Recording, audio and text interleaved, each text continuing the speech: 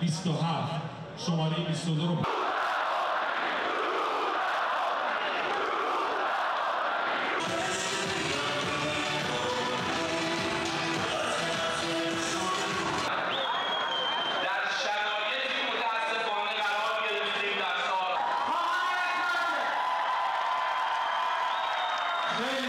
پیشه و عمل است.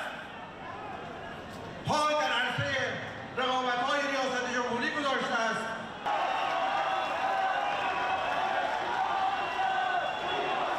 و اگر این مردم به من رأی بدهند قطعا در با مردم خواهم بود ولاغه.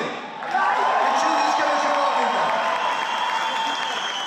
این قول رو به شما میدم که صادقانه هیچ وقت به شما دروغ نگویم.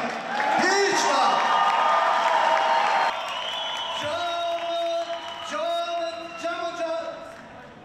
ما باید این سد تحریم رو بشکنیم.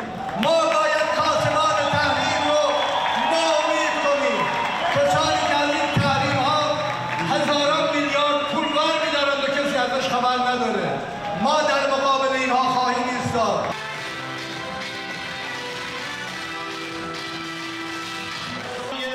پزشکیان برای بازگشت به عزت این سفران برای